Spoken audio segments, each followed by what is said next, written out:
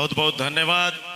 साथियों, पूरे देश में राष्ट्रव्यापी ईवीएम भंडाफोर परिवर्तन यात्रा की शुरुआत कन्याकुमारी से कश्मीर तक के लिए आरंभ की गई। साथियों, ये परिवर्तन यात्रा इस देश के लोकतंत्र को बचाने के लिए, इस देश के एकता और अखंडता को बचाने के लिए और इस देश के संविधान को बचाने के लिए मूल निवासी नायक मान्यवर वावन मेश्राम साहब के नेतृत्व में चलाई जा रही है।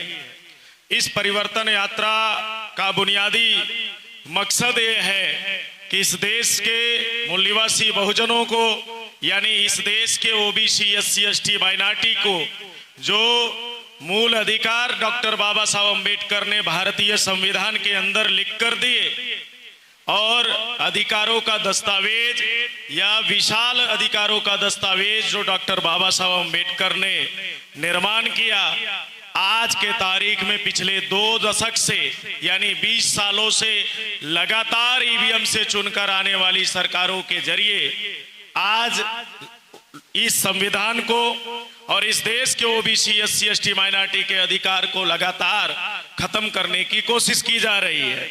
साथियों, इन अधिकारों की बचाने की लड़ाई में आज हम सभी को संगठित होने की जरूरत है। संगठित होने के लिए हमें अलग से किसी प्रकार का प्रयास या किसी अलग तरीके का प्रयास करने के बजाय जो इस देश के मूल निवासी बहुजनों को जोड़ने के लिए, मुत्तहिद करने के लिए, एकजुट करने के लिए जो फूले साहू अम्बेडकर ने आंदोलन चलाया, इस देश में संतों ने आंदोलन चलाया, हमें उसी को सहारा लेकर आपस में संगठित होने की जरूरत है, मुत्तहिद होने की जरूरत है।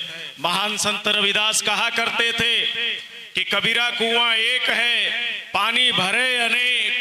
कबीरा कुआं एक है, पानी भरे अनेक, बर्तन बर्तन में भेद है, पानी सब में एक।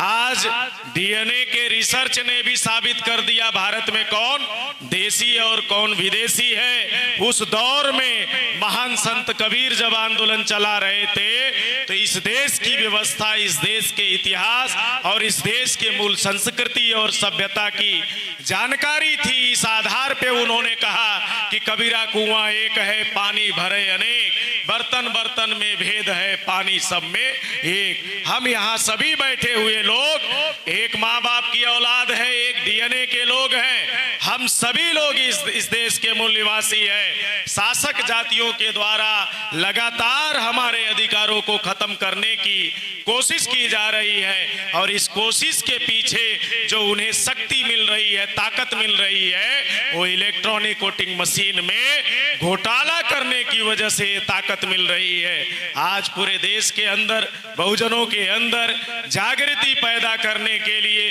कोई शख्सियत काम कर रही है तो वामन मेश्राम साहब काम कर रहे हैं।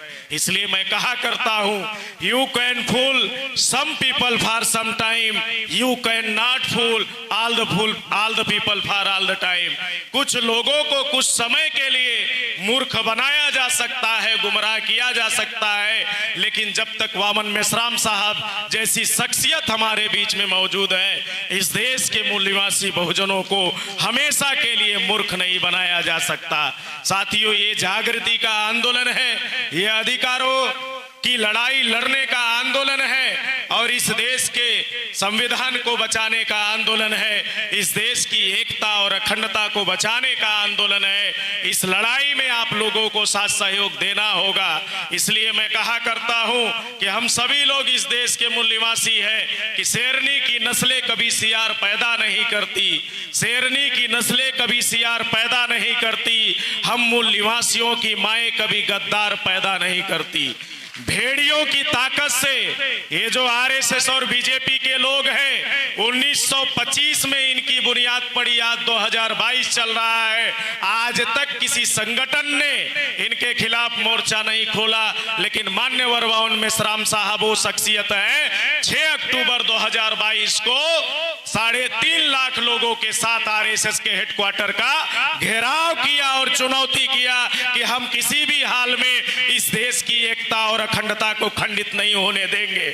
और देश की एकता और अखंडता को खंडित करने वाली इन ताकतों को नेस्तनाबूद करने के लिए लगातार संघर्ष कर रहे वामन मेश्राम साहब। इसलिए मैं कहा करता हूं कि शेरनी की नस्लें कभी सियार पैदा नहीं करती, हम मूल निवासियों की माएँ कभी गद्दार पैदा नहीं करती, भेड़ियों की ताकत से चीते मरा नहीं करते, बुद्ध और मोहम्मद और भीम के दीवाने किसी से डरा नहीं करते, किसी से डरा नहीं करते। आपने मुझे सुना, इसके लिए आभार, धन्यवाद।